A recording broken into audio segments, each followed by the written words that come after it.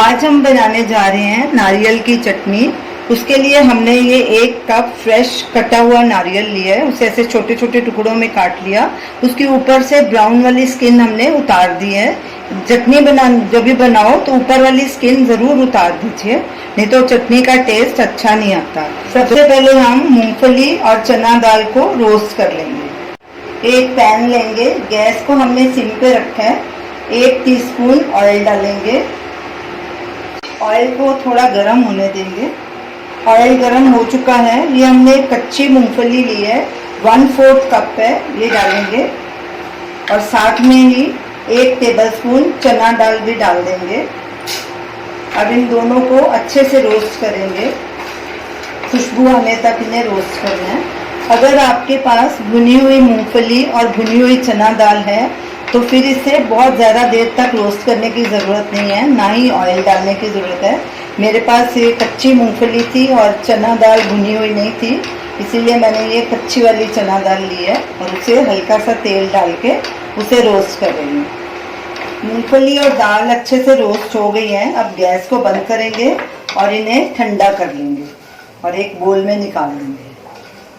मूंगफली और दाल ठंडी हो चुकी है। एक ग्राइंडर जार लेंगे, इसमें ये कटा हुआ नारियल डालेंगे और बाकी ये सब चीजें भी डालेंगे। मूंगफली और दाल, ये कुछ पत्ते हैं हमारे पास, पुदीने के थोड़े से पत्ते लिए हैं, तकरीबन 1 टेबलस्पून। धनिया पत्ता 1 टेबलस्पून। ये इमली है, नींबू के साइज जितनी है, ये मैंने भिगो के रखी थी। 1 इंच अदरक का टुकड़ा, कुछ कड़ी पत्ते और 2 हरी मिर्च, ये भी डाल देंगे इसके साथ। 1 टीस्पून नमक या स्वाद अनुसार, 1 टीस्पून जीरा और 1 कप पानी।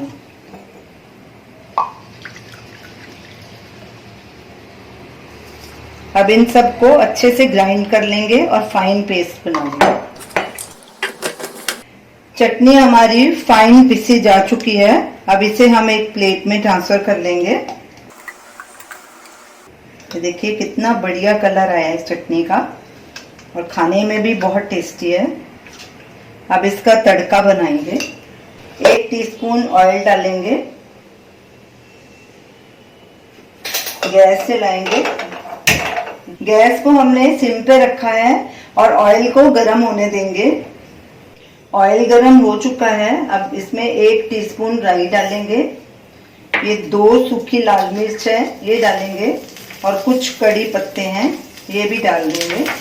हल्का स्टर करेंगे और राई को क्रैकल होने देंगे। राई क्रैकल हो गई है। अब तड़का चटनी के ऊपर डालते हैं,